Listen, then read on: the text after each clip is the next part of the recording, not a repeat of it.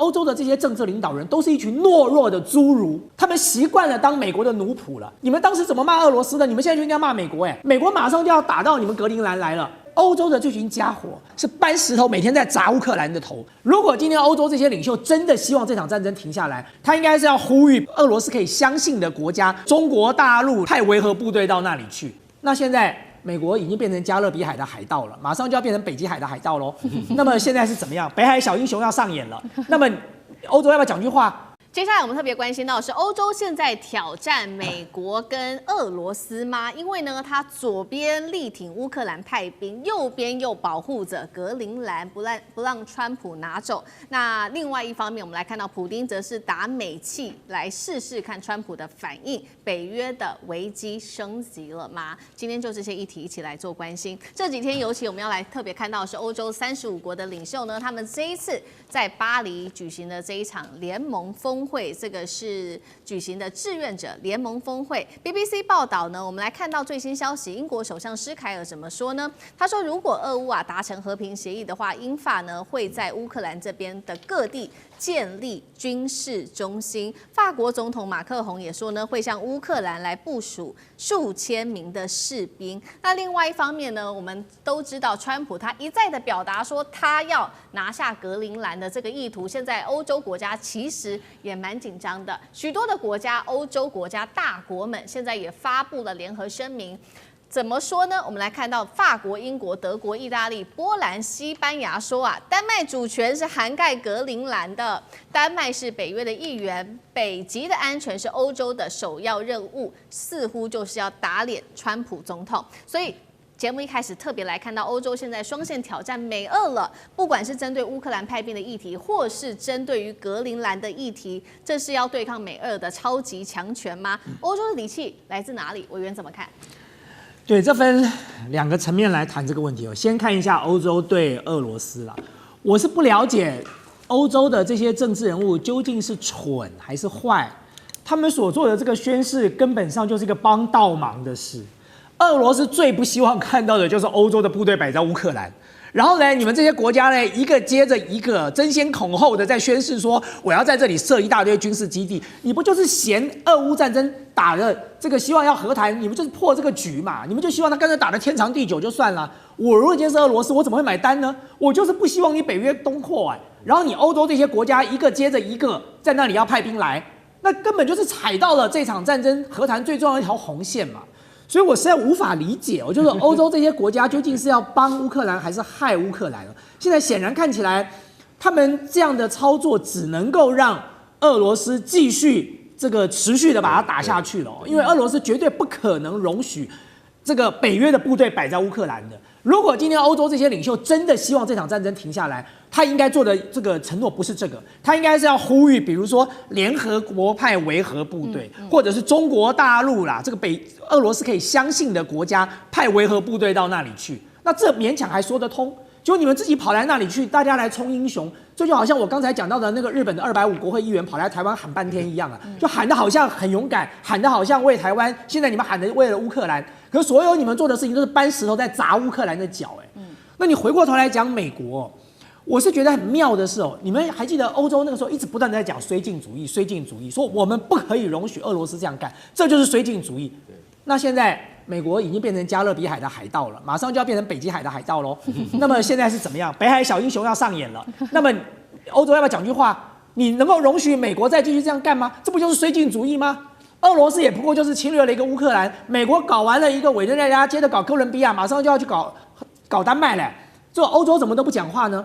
所以我常常讲，欧洲的这些政治领导人都是一群懦弱的侏儒，他们习惯了当美国的奴仆了。你看看冯德莱恩讲过什么重话？你看看那个北约秘书长吕特说了什么？这两个家伙，你们现在不应该出来批美国吗？你们当时怎么骂俄罗斯的？你们现在就应该骂美国。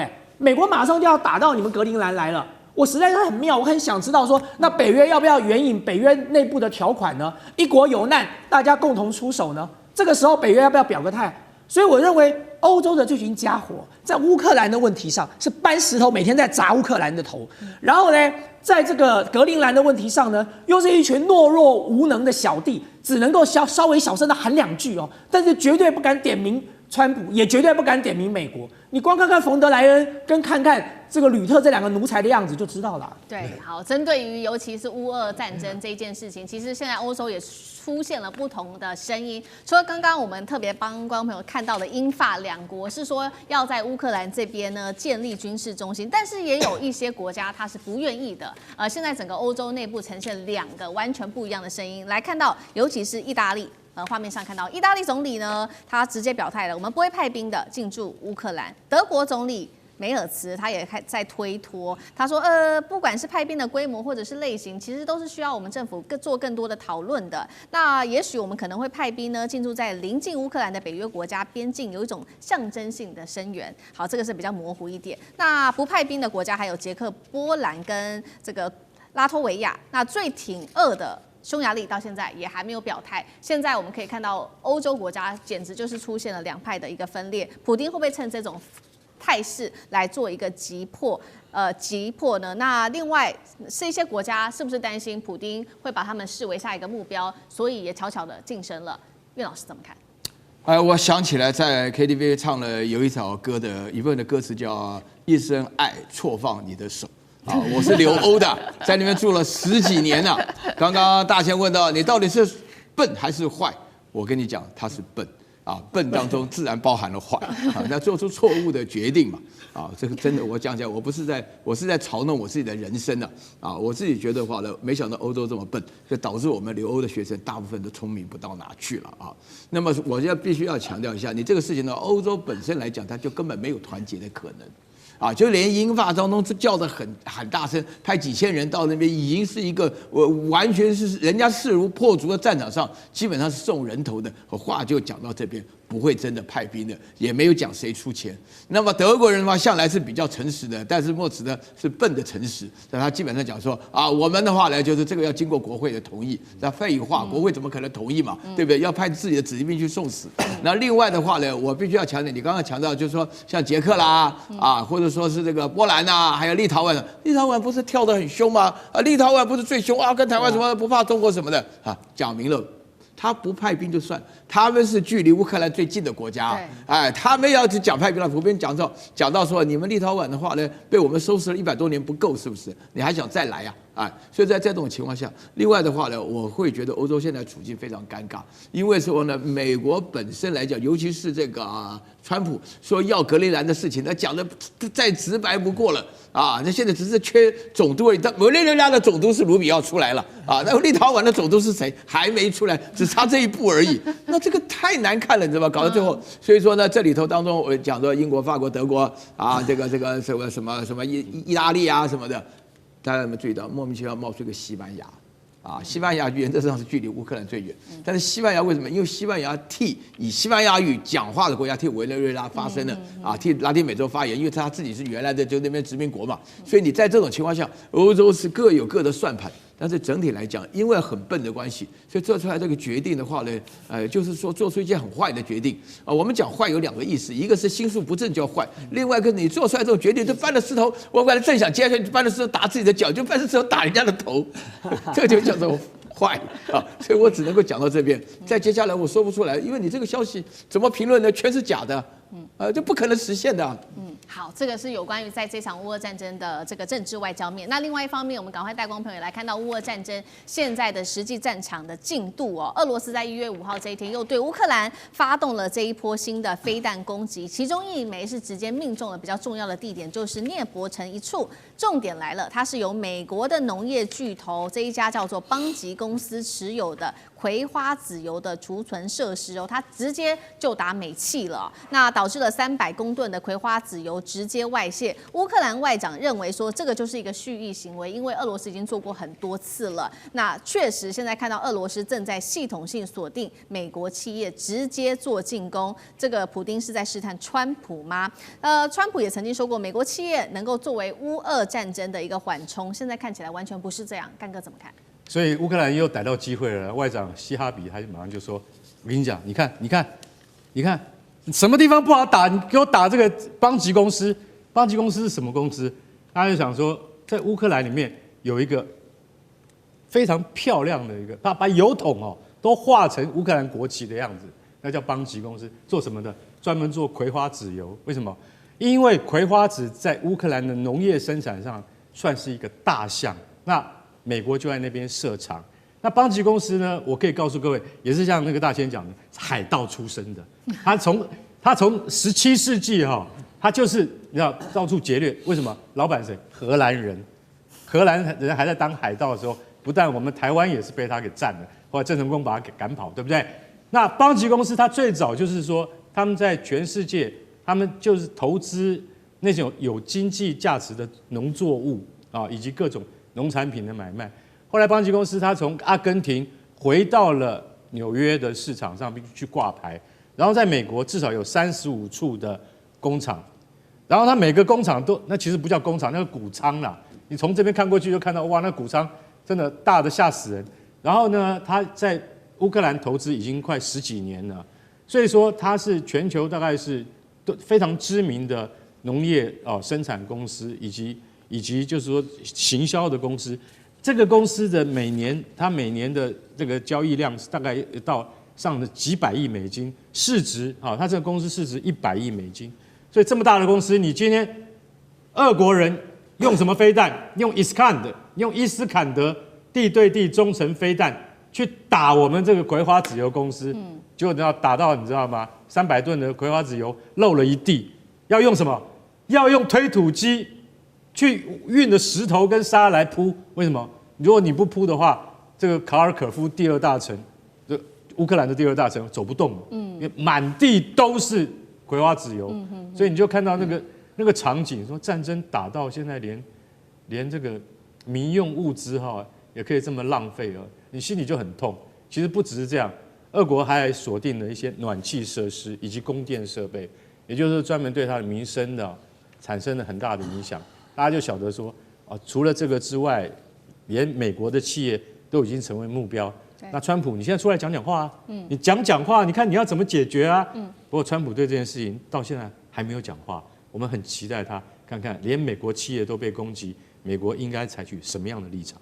俄乌战事，我们接下来带观众朋友持续来关心是泽伦斯基这一次是玩火斩首普丁吗？今天要来特别关心到是包括了美国跟俄罗斯，这时候还有印度都站出来是怒批这个乌克兰是破坏和平者。那俄罗斯这个时候经过了斩首事件也呛瞎说要终身追杀报复泽伦斯基，正式的进入倒数。赶快来看，这个是最新消息。原本以为这个俄乌之间现在正在谈判，已经降温，和平到来了，没有想到乌克兰是直接又踩了红线。这是来自于俄罗斯的最新指控啊，因为乌克兰实施了斩首行动，一共是出动了91架的无人机，直扑普丁的官邸克里姆林宫，在定调了。我们现在不是在和平谈判吗？你做这样子的一个军事上面的行动，根本就是国家恐怖主义再起。赶快来看俄方的各种反应。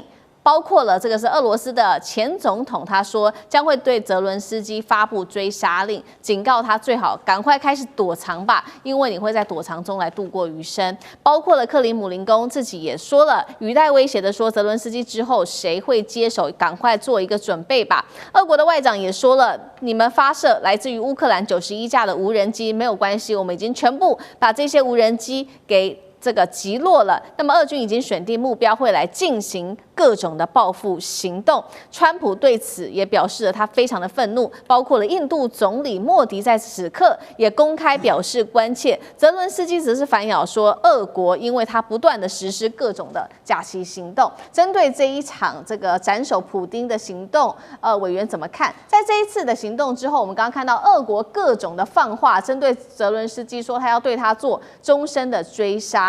俄罗斯锁定的报复目标会是哪里？委员又怎么看？对，我想，泽伦斯基说这是俄罗斯的假旗行动哦，可是我认为不太可能的几个原因。第一个原因就是现在的这个俄乌之战哦，已经进入了美国强力介入的谈判时刻了。那么在这个谈判时刻里头，我们看到所有的相关的这个和谈的条件基础，其实都是对俄罗斯有利的。那么因此对俄罗斯来讲，我不费吹灰之力，我就可以拿下乌东地区了哦。那么这场战争也可以画下一个暂时的这个休止符。那在这个时刻，我有什么理由要把这个战争再持续的扩大哦，造成更大的裂痕，或者是更难弥补的伤害？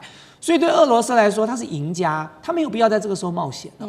那么第二个，如果俄罗斯这个想要用所谓的假旗行动的话，大家回头看看，在过去的整个俄乌战争交战的期间，俄罗斯和乌克兰谁玩小动作玩得多嘛？就显然乌克兰玩小动作，玩这种偷跑越界的小动作玩的是最多的。一方面跟美国保证不会打进这个俄罗斯的本土，另外一方面就用想尽各种办法用美国的武器这个来攻击俄罗斯的本土，甚至用自己的情治人员，用这个什么无人机或者用各式各样的炸弹然后在俄罗斯的本土来进行攻击。所以这些乌克兰的小动作已经不是第一次两次了所以这次你说这个用这个无人机去攻击普丁的官邸有没有可能发生？我认为外界心中自有一把尺吧，大概认为说这不就是乌克兰的常态吗？乌克兰长期以来不就是用这种方式吗？所以其实你说是假旗行动，我认为可能性真的不会很高但是对俄罗斯来说，显然他忍无可忍了对，为什么呢？因为他一开始就没有斩首你就如果俄罗斯想要斩首泽伦斯基就不会有机会蹦跳到现在了。基辅早就是一片这个断垣残壁了那么泽伦斯基也就早就结束了。所以对俄罗斯来讲，他一开始就没有要斩首你。那这场战争它摆在一个有限的范围内来处理可是如果你要把它无限上纲到对对方的这个领导对对方的这个领袖来进行斩首的话，那么对俄罗斯来说，这已经是忍无可忍的一件事情了。你先不要讲面子的问题就是对普丁来讲，我家被几十架这个无人机攻击，然后我还能够忍得下去吗？我当然不可能忍得下去那更不要讲说这场战争从头到尾我都没打算把你解决掉，就你先来处理我了所以这对俄罗斯来说，他们的愤怒当然也是可想而知的但是后续的两件事情我认为值得我们关注的是，第一件，我觉得如果乌克兰真的玩了这个小把戏、小动作，他其实是搬了石头砸自己的脚了。为什么我要这样讲就美国本来还在考虑要不要这个把战斧飞弹卖给乌克兰的，结果因为了这次事情，大家有没有注意到川普的发言是什么？就是经过这个克里姆林宫转述。川普跟普丁通话的时候，川普说：“好险，我没有把战斧飞弹卖给乌克兰。所以经过了这件事情之后，乌克兰想要买到战斧飞弹，几乎是一件不可能的事情了啦。因为他就想说，我没给你战斧飞弹，你就这样去攻击他了，我给了你战斧飞弹还得了吗？那么第二个，我觉得对乌克兰来说极为不利的就是这件事情，如果一旦引爆了这个俄罗斯的怒火，坦白讲，俄乌谈判现在的症结点就在泽伦斯基这个人的身上嘛。那么我觉得俄罗斯相对来说已经很客气了。就如果这个时候你用斩首把它斩掉的话，也许这个谈判就很顺利了。可是呢，他仍然维持在他应有的范围之内操作。可是这件事情你就给了一个俄罗斯很好的借口了。那接下来如果俄罗斯要斩首你，也不过就是执行他终身追杀这样的一个这个呼吁而已那么对泽伦斯基来说，当然会对他的人生造成了另外一种压力跟恐惧所以这也是难怪。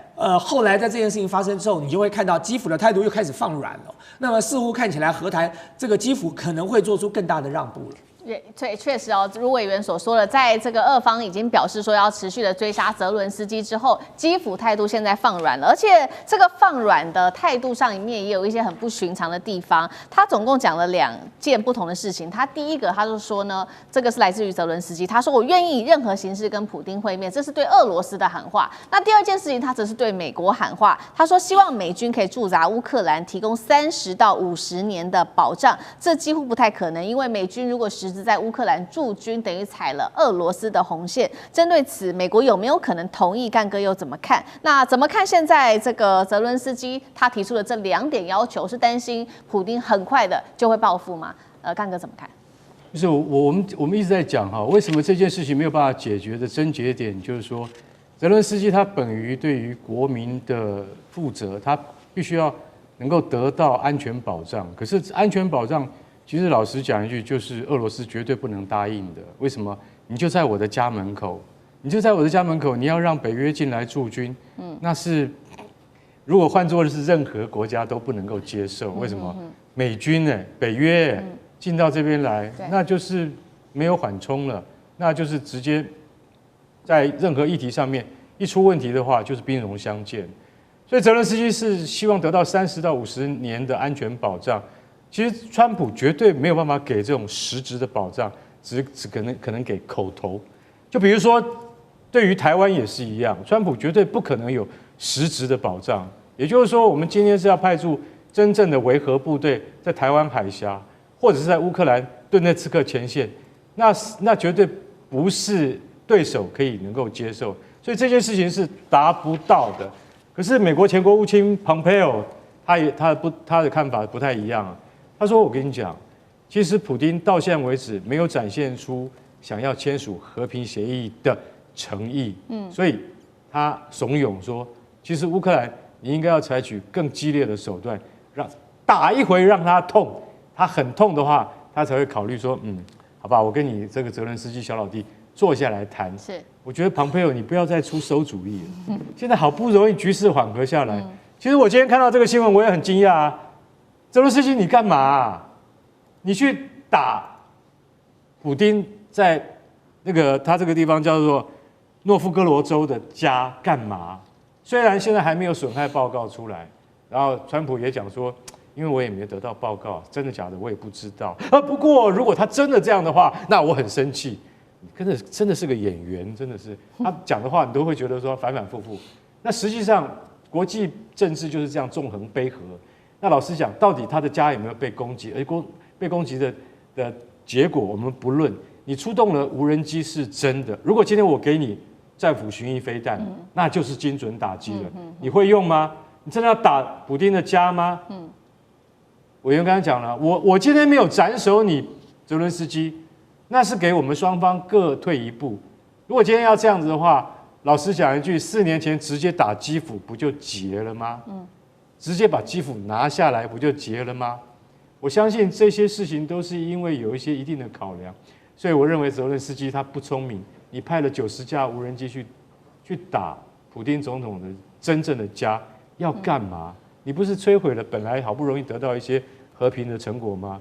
我觉得这件事情如果再发展下去的话，美国的斡旋可能会完全失败，现在已经在失败边缘了。好，所以我们现在看到眼前是泽伦斯基要面对的各种压力，除了对外面对于来自于不管是美国跟俄罗斯他们的压力，对内其实呢自己乌克兰内部也有非常多的问题，尤其现在就是在贪腐案这件事情上面逐渐的一直在爆雷哦。那其实从2023年1月到现在，大概是发生了至少4起以上比较大型的这一种贪腐案，重挫泽伦斯基政府。那包括从2023年1月开始的，不管是鸡蛋门事件，当时的军粮价格浮报2到3倍，或者是军服、防弹背心的采购弊案，一直到征兵系统的全面腐败，协助伪造这些医疗证明来逃避兵役哦，有一些12名的官员收贿这件事情，到后来有一些能源的一些回扣案，洗钱金额1亿美元，当时泽伦斯基的亲信还逃到海外。于是呢，乌克兰在今年底的时候出动了这个国家肃贪局来突袭国会，要调查这些议员涉贪，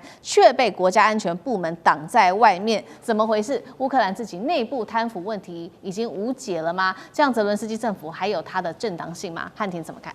我一开始看到资料，哇，鸡蛋弊案，然后防弹背心采购弊案、逃兵役，还有能源的回扣洗钱、高官涉案，我以为讲的是台湾。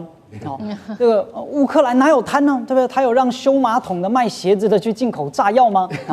这开玩笑。好，所以呢，就是对乌克兰来说，现在外部导弹不可怕，内部蛀虫才致命。泽伦斯基此刻的疯狂呢，正是为了掩盖内部已经烂透了的这个事实。我们要注意细节，是乌克兰的国家肃贪局要查国会议员，结果谁挡着呢？是国家安全局。这表示腐败已经不是这个国家的毒瘤，是整个国家的血液。特务机构不去抓间谍，是忙着保护贪官，然后来销毁证据。这个政权的免疫系统已经彻底崩溃，国家机关沦为黑帮保镖啊！所以我们看，从鸡蛋、防弹背心，再到能源部回扣，这是一条完整的战争吸血产业链。第一步，西方援助进场；第二，高层虚报采购；第三，特务机构掩护；第四，洗钱转移海外。所以各国纳税人的钱就变成了基辅权贵啊，他在伦敦、在巴黎买豪宅，然后呢买黄金马桶。所以泽伦斯基为什么要在这个时候一边发动自杀式的无人机攻击，一边高喊要美军驻扎30年？因为他心里很清楚，川普要谈判，普丁要收网，但一旦和平降临，战争的遮羞布被掀开来，国内积压的民怨和肃贪的怒火，瞬间就会把他送到审判台上了。所以他必须再度把事情给搞大。好，他要求美军驻扎，就是要让乌克兰彻底北约化，逼俄罗斯翻桌。袭击普丁的官邸，就是要激怒川普跟普丁，让整个谈判继续破局。所以只要战争继续，我就还是抗俄英雄；只要和平到来，我就变成窃国大盗了。因此，乌克兰的悲剧是在前线战士的鲜血流进了后方官僚的酒杯。泽伦斯基现在的挣扎呢，是在饮鸩止渴。一个连反贪局都被国安局盯上，而且呢下令阻止这样的一个政府，早就已经失去存在的正当性了。好，接下来关心到的是川普这一回直接点名了，我要接管格陵兰。难道北极战争进入倒数了吗？美中俄会不会在此擦枪走火？赶快来关心到今天的3个火线话题，会请来宾帮我们特别做解答的。川普此刻又在高喊呢，他要接管格陵兰，北极是否进入战争前的准备呢？我们今天也会关心美中俄在这边的角力。接下来看到的是来自于美国的媒体也特别做了一个报道。特别提到了中国威胁论，他说大陆的科研潜艇已经深入在北极的冰层里面，中俄在北极的实际影响力是否已经开始压过美国，让美国如此的担忧呢？这是第2个问题。最后今天也会来关心到，如果这边提到美国真的对格陵兰动武的话，北约会不会第一次因为美国而引爆自己联盟之内的内战呢？丹麦首相也在此刻最新出来警告，他说：“美国，如果你攻击的话，北约就会玩完。”今天就这些议题，我们都会带观众朋友一起来做解读。赶快来关心到的是，川普之前有说他要接管格陵兰，但这一次他又再次很严肃的提到。美国需要格陵兰，并且就说呢，格陵兰的位置真的是实在是太重要了。但是眼前看到的问题就是中俄船只啊，全面的覆盖在这个地方了。那么主权国丹麦啊，都已经看到这样的状况，还是无力因应。他甚至说呢，目前在北极的防务上面，丹麦你竟然只增加了一台狗拉雪橇而已，痛批说丹麦你到现在为止防御的能量实在是太不足够了，无法满足我们美国的国安需求。因此呢，川普说他已经派人推动了，会把格陵兰并入美国当中。我们看到《华尔街日报》持续帮助川普来加码，他还扩大中国的威胁论。他说，大陆正在加速布局北极，对美国已经构成了重大的威胁。尤其在去年夏天，可以明显看到大陆的科研潜艇首次的在北极这种很厚的冰层下面，达到数千英尺的深处，完成了载人的深潜。他说，这个是对美国来说一个军事上跟商业上的一个威胁了。那么我们也看到，除了川普本人自己说到这个中国威胁论，这一位我们先来看到这个地图，川普的政策幕僚长兼国安顾问，他的妻子叫凯蒂，他也直接在社群上面发布了一个格陵兰的地图。大家关注到这格陵兰怎么怪怪的呢？因为上面竟然是美国的国旗，并且呢，他的妻子还发文配着上面标注说即将推出，就是 coming soon， 是美国要去占领格陵兰的意思吗？这贴文一出啊，不到1天，浏览次已经破了1200万，在网络上引爆非常大的热议。所以节目一开始特别请教大使怎么看川普喊出的接管格陵兰。其实这一回丹麦是非常非常的担心了，他们觉得事情有可能会真的发生，北极是不是已经进入到战争前夕，也会关注到美中俄在这边的角色。我想川普要格陵兰应该不是开玩笑的，因为他昨天在飞机上接受访问啊，记者问他那格陵兰怎么看，他说格陵兰对美国的国家安全太重要。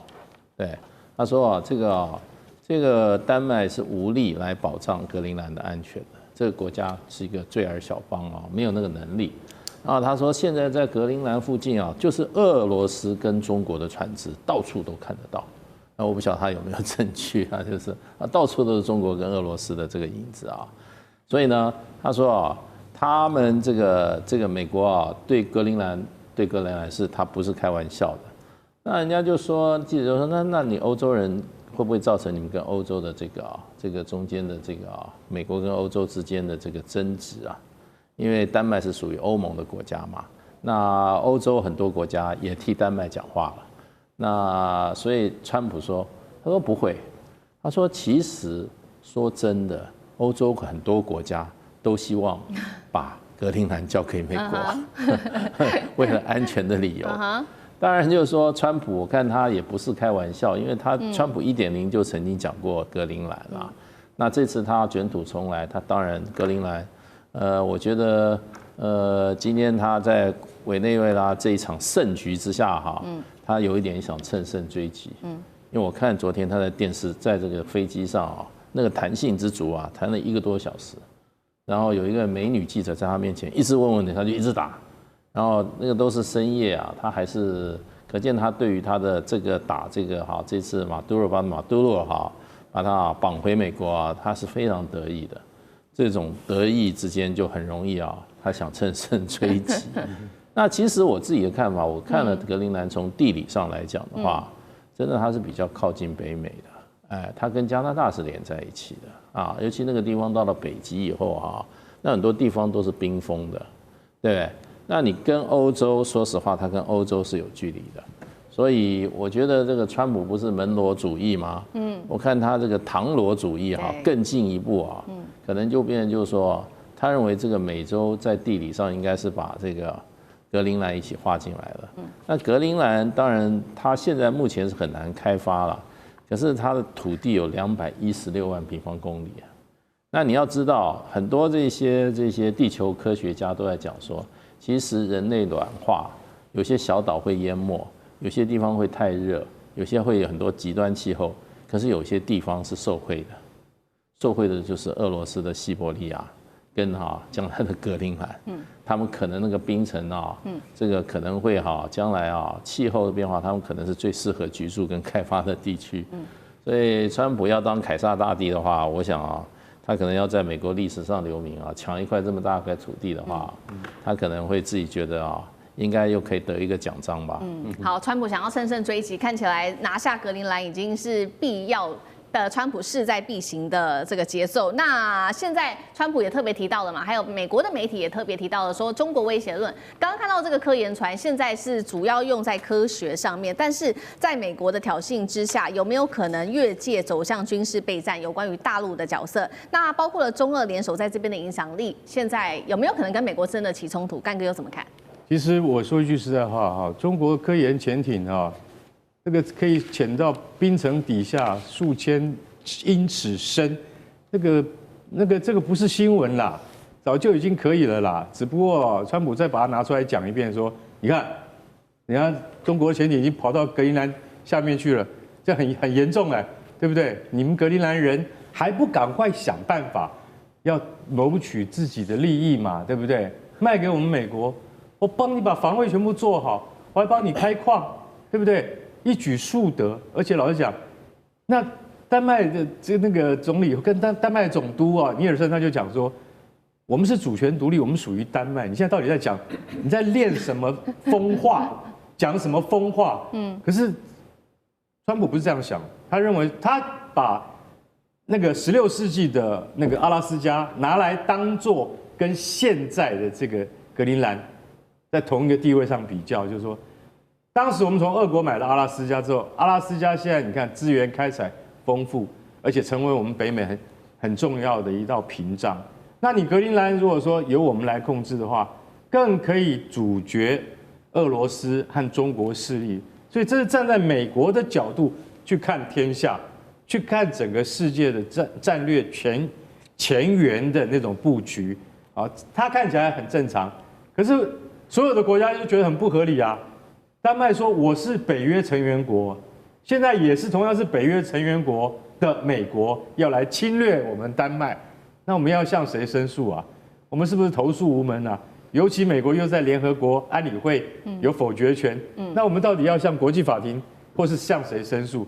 你就会觉得这是一个很荒谬的、非常荒谬的一个，我没有办法去想象说，因为要抵抗美国入侵，而自家人在这个联合国里面、安理会里面给搭起来。所以这一次还有更妙的一件事情，美国最近批准了什么？批准了卖给丹麦三架这个我们中华民国日夜梦寐以求的反潜机，叫做 P8，海神 Poseidon 海神反潜机，现在是全世界最一流的反潜机。也就是说，水底上面跑的，什么东西它都抓得到，这叫做 P8反潜机，那就是从哪里改过来的？从 P3改过来的。P3就是我们现在现役的啊，我们现在台湾海军现役12架 P3啊，北极星反潜机。那结果呢？现在更进一步，更高一级的叫 P8海神反潜机，他决定卖3架给丹麦了。奇怪，你不是说你要帮丹麦防卫吗？你还卖飞机给丹麦干嘛？而丹麦真的去跟美国买，美国也同意了，就是看不懂，你知道吗？卖东西、买军备、买飞机是一回事，对，我要侵略你又是另外一回事，对，你就觉得很讽刺嘛。是，所以他说：“你说我只有狗拉雪橇，我就跟你买飞机啊，你也卖给我了，这个事情会怎么发展下去？你觉得那是一出荒谬的闹剧？而川普，你不要再一直讲那些痴人说梦的事情，因为它绝对不会发生。”好，那我们也看看，在川普他喊出说要再次接管格陵兰之后，确实现在格陵兰方面还有丹麦也都随即反击了。2位，我们先来看到一个是丹麦的领导人尼尔森，他说够了。怒呛哦，他说这个威胁、施压跟并吞，并不是朋友之间会做的事情。那去年12月，丹麦的情报机构也首次的把美国，这是第一次列为潜在的安全威胁。欧盟国家也表达了不满。那如刚刚这个干哥也帮我们特别提到了，丹麦他还再次的跟川普再次的提醒他说，我们都是北约成员国，接下来如果有任何事情发生，丹麦其实是有权可以援引北大西洋公约第5条的，就是有这个集体防卫的承诺的，防范美国再次有其他的行动。丹麦的这个首相也说，美国如果攻击，北约将会玩完了。有没有可能引爆北约自己内部的冲突、导火线，甚至内战？因为美国而引起，上次哥怎么看？首先对格陵兰的这个事情，我基本上是很悲观的哈。那我是很乐观，川普会把格陵兰拿下来。我甚至个人推测，2026年底或2027年有可能就有这样子的具体动作。为什么这样讲？川普对格陵兰，除了上届来讲，他在去年刚当选的时候就已经讲了。可你看，丹麦到底做了些什么？格陵兰实质做了些什么？首先，北约跟这个丹麦之间的关系，丹麦相对来说是比较疏离了。虽然丹麦本身的军力其实在北约当中也有贡献，表现的还可以，但是对于自己本身这个国家死都没有想到，也都没有准备，格陵兰有可能会被拿走，没有这个准备。可是当现在川普这样想，我想他们骨子里还不相信。所以你没有看到这1年来积极、非常害怕或可切的准备，所有这些都是喊一喊的外交动作，废一废这样子而已。所以你说真正要防止美国拿，没有别的，就是只有跟中国跟俄罗斯直接间接有些挂钩，可是这就是丹麦做不出来的事情，就卡在半空中哈。所以我觉得这个部分首先是就丹麦跟北约之间的关系，而且北约很现实啦，一旦现在川普的主义扩张军权到这样的地步。你说整个欧洲北约会直接起来对付美国，还是克列给代击？而且我们现在我一直注意一点，如同刚刚大使所提到，我觉得在这一次这个对委内瑞拉对我最触动的是什么？就是看到整个川普在海湖的庄园里头，在看整个抓马杜罗整个过程，他的表情，他非常投入。这是一个他自己出场一个军事权力当中，他一动念就可以把所有的职权都完成的那个权力欲望的东西，我觉得比关税战，比任何他在去年当中所有一切的国际外交的那些狠招来讲，我觉得是最刺激权力欲、最容易让人上瘾的东西。所以这个东西会持续下去的。而且格陵兰现在真的说实在的。在现在所有来看，就是其实有很多欧盟的抗议，对现在此刻上瘾的川普来说，就是吠叫的狗，拍一拍或者给点肉，不就结了吗？这些东西对他来说是什么压力？那个部分是不对称的，这个权力的状况。而且坦白说，从美国的角度来说，可能唯一的问题就只是地广人稀而已。就是你虽然说我把格陵兰攻下来，可是要真正的治理或掌握、开采稀土，可能也不是容易的事情。但要拿下来这件事情，其实相较于现在委内瑞拉来说，更是简单多了。而且最后要注意，全世界现在都有看到这个趋势的变动，威权强权的绝对性，它产生的不只是政治意识，像关税战这种东西跟金钱，你现在看到是物理跟地理的空间也都开始被掠夺了。对，如果格陵兰真被我拿去，我觉得也符合趋势了。接下来，我们从国际关系来特别解读川普这一次活捉马杜洛是剑指大陆吗？我们来看到他掠夺的是委内瑞拉，他要来做的事情就是重建石油美元，斩首人民币国际化。从财经面，我们也做一次比较清晰的解读。好，来看到的是这一次针对川普针对美国的这一场大行动，有一个说法，他说是为了美元而打的这一场战争。来看到新华社怎么报道，他说第一时间定调这就是赤裸裸的霸权行为，他认为美国再次的上演这个叫现代海盗的逻辑，也就是用政治呢来指控，并且正当化所有的军事行动，完成政权的更替之后，一切都由美国的资本做进驻，来瓜分一个国家的资源跟这个国家的命脉，并且回顾了川普才上任短短的时间，第2任期已经对7个国家发动了军事上面的行动，除了我们刚刚提到的委内瑞拉之外，还包括了伊朗、叙利亚、伊拉克、也门、索马利亚、奈及利亚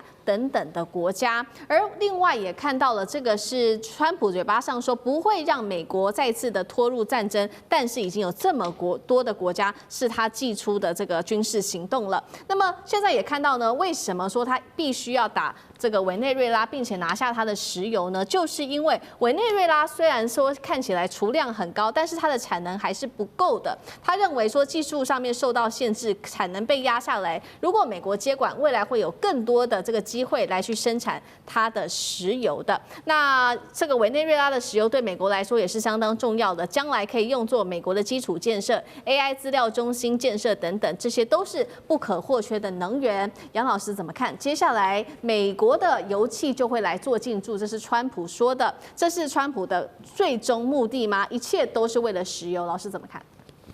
其实我觉得川普上来之后啊，他也蛮一致的，他就是认为整个美洲就是美国的美洲，就是以前的门罗主义，现在我们把它叫唐罗主义嘛，哈，因为从英文的叫做 Down Road Doctrine。那这个唐罗主义跟门罗主义就不一样了。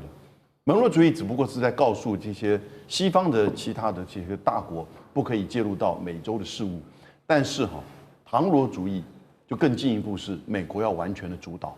那我们看到就昨天1月4号的时候，在美国白宫的新闻副发言人的负责人叫做 Stephen Miller， 他的太太叫做 Katie Miller， 在 X 上面 po 就是把格陵兰岛整个变成美国的国旗，已经现在是2-3千万人在上去点赞但是呢，白宫这边完全没有任何的不同意见，所以他怎么评论？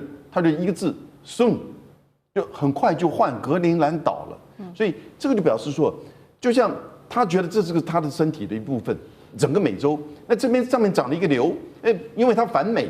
但是他又控制了这么大的一个资源，然后呢，让俄罗斯或者中国大陆的这些建设或者是经济，也许有军事进来。那我觉得美国这个如果从战略层面最担心的，不只是石油，石油当然是一个关键，石油公司的利益更是关键。但是呢，他真的怕中国的经济跟基础建设整个进来到中南美洲，现在已经不得了。整个就是“一带一路”港口，然后呢，基础建设进入到中南美洲，再加上贸易，这些数据我都不需要再多举例。事实上，在过去这3到5年之内，那是加倍，每年都是成倍数的这个成长。美国人担心的是，过去他们不太治理，放到后院，让他们自己在那边烂的，作为美国的这种核心利益的附属的这些中南美洲国家，现在可能会强起来、壮起来，在中国的基建、跟经济、跟贸易的支持之下，甚至未来的科技，因此呢，在这样的情况之下，那就不是美国所掌控的门罗主义，更不是唐罗主义了。所以我觉得对中南美洲这是一个宿命，悲哀的这个宿命，他没有办法跟着中国跟其他全球南方国家一起在基础建设跟贸易上在跟中国进行正常的关系，因为我觉得接下来大概开始排除的就是这些层面了。好，所以美国除了这次针对委内瑞拉它的攻击，除了要石油之外，也是要让这个中国大陆的一带一路不要真的完全的进入在中南美洲国家，也要打击大陆的经济。一样的问题 ，Russ 有怎么看？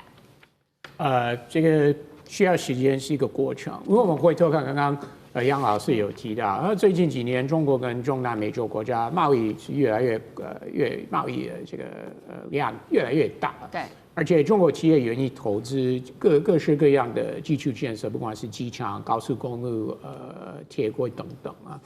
那问题是美国企业已经是一阵子不太想去那边投资，那怎么说服美国企业重新去那边投资？以前冷战的时候，美国企业是愿意在那边投资，然后后来是比较没有兴趣，那不管是因为贪污或利润不够等等问题啊。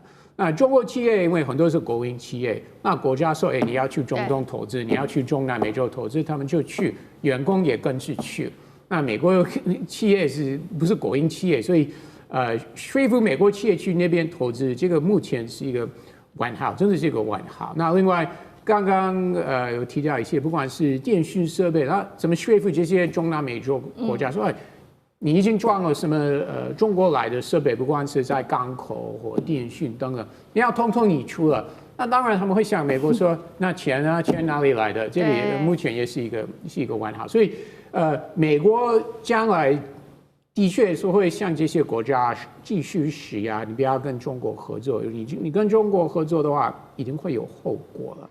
但是美国会弥补这个缺口，不管是贸易或投资方面，真的是一个问号。是好，所以美国持续的也是施压这些中南美洲国家，也是不要让大陆在这边持续的抢下在这边的经济上面的话语权之外，包括了夺得政治上面的话语权。那么现在有一个说法就是，美国也要重新夺回在中南美洲国家这边的美元跟它的能源的定价权，因为呢，现在看起来委内瑞拉85%的原油都是流向中国的，并且都不是用美元做交易了，这边都是用它的本币做交易，直接推动人民币的国际化。这一点反而是川普现在非常忧心的，所以呢，一旦他完成接管委内瑞拉的石油的话，他希望未来西半球的石油都是用美元来做计价，把这个人民币计价给赶出去，有可能吗？委员怎么看？没有啊，是现在中国大陆跟委内瑞拉买石油都是用美元啊，并不是用人民币啊，所以大家在谈石油美元啊、人民币能源结算啊，这个都杞人忧天，因为石油美元是什么意思？就是出口石油到美国的国家赚了美元以后，如何回流至美国？那个回流美国的钱叫石油美元。美国自己已经是全世界最大的生产石油的国家，它的进口啊，一天大概700万桶，非常少。它一天生产1300万桶，然后这个进口这个出口700万桶，数量不大啊。然后进口多少？500万桶。可是进口从哪里来？就加拿大，加拿大95%卖给美国，是运输成本的关系啦。北边的就用加拿大的油，南边用别的地方德州的油。那这种石油美元哦，会真的累计比较多的就出口国家，最大的就是沙特阿拉伯啊。那俄罗斯现在在卖石油都用人民币结算了，所以这个石油美元就是卖美元所持有，卖石油所持有的美元。是已经到顶了，已经到顶了。那你美国说接管美国石油公司接管了委内瑞拉石油，它不卖给中国，卖给谁？因为全世界最大的石油进口国的中国啊，量很大，你没有人可以买，你还是卖给中国啊。所以川普这么会做生意的人，那当然，金明兄，你给我多买几桶啊！我现在你不要跟俄罗斯买，你跟我买，我们两个好一点。这种事情川普会干的啦，对不对？那。竟然中国少给俄罗斯买石油，还多给委内瑞拉买石油，其实也没有什么差多少啊。那这个生意一定会达成，所以那人民币结算有它的上限。你别看那个世界贸易量很大，因为毕竟人民币的国际银行系统还不成熟，这第一个问题。第二个问题是，人民币在中国央行所能够影响的其他的央行数得出来，没几家，而美国联准会所能够影响的央行，欧洲一大堆啊，日本啊、韩国啦、澳洲啦、加拿大这几个央行加起来的 GDP 超过全世界60%，这是央行厉害的地方啊。那你说北京人民银行能够打一通电话号令几家央行，数得出来啊？这个才是人民币结算的精华。你不要看它什么每天交易到没有，是央行谁厉害？这个才是重点。所以我认为人民币的结算还没到天花板，但是有它的天花板。然后美元石油美也到天花板，再增加也不太可能啦。因为什么？因为其他的跟石油没有关系啊。所以如果不是大宗石油结算，其他零零星星的结算，什么义乌产品，那坦白讲不是重点。好，以后应该会用川普家族发行的虚拟货币来结算才对。你没有企图，你没有企图。来，小舰长。我们来看啊，其实美国真正在意的，也就是整个拉丁美洲的基础建设，其实现在都落在中国大陆的手上。那我们来看，之前在秘鲁有钱开港，那在大西洋一侧没有了吧？可是它有两洋铁路啊，两洋铁路如果铺成了，那也就是绝不可能。美国不准你盖两岸铁路，绝对不可能。对，那个就是我马上就要讲的，也就是我们刚刚讲到美国国家安全战略里面，他特别有提到有关于基础建设的部分，他提到的也就是中国以及俄罗斯的部分，你不要来染指。那美国真正想做的是什么？那刚刚郑源老师有提到一件事情，也就是委内瑞拉它的这一个炼油的效率不好啊，那它炼油的效率不好，但是呢，有人很想炼啊，那也就是铁氟龙啊，它在这边有这么多家，也就是在现在讲到的所谓的美国湾的部分，它有这么多的一个炼油厂，而且它专门炼的，也就是委内瑞拉的这种种植的这个石油的部分。可是呢，委内瑞拉的油现在却出不来。那委内瑞拉是一直都如此吗？不是。我们来看到2000年的时候，其实委内瑞拉的油是美国的3倍。可是现在美国当然它有页岩油的部分啊，那它页岩油其实是现在委内瑞拉的7倍。那其实刚刚讲说没有钱的部分啊，那个他很快就会跟那个现在的代理总统讲，钱在这里啊。那刚刚也提到的，也就是委内瑞拉哦，它其实是蕴藏量是世界第一。可是我们来看看这个前几大的国家，如果你不当美油友的话，你就准备遭殃。也就是我们这边看到的，无论是伊朗啊、伊拉克啊，通通都是。但是大家不要忘了，也就是委内瑞拉事实上它是有稀土的，也就是我们看到黄色的这一块，它叫做奥里诺科矿产之湖。那现在我们只要看到美国想要对哪动手，就像刚刚杨老师特别提到的，也就是我们现在看到的格陵兰，它也是都是在它的边缘都有非常多的稀土。那你说中间没有吗？中间不是没有啊，是冰封着。可是现在呢，如果以这一个我们讲到说温室效应以及极端气候之下，未来会不会有更多的发现，很难讲。所以川普即将染指整个除美洲以外的美洲国家。地缘政治、美洲之争、战略价值、强权崛起、小国生存，现在与未来洞悉事件走向，掌握世界脉动，全球观点。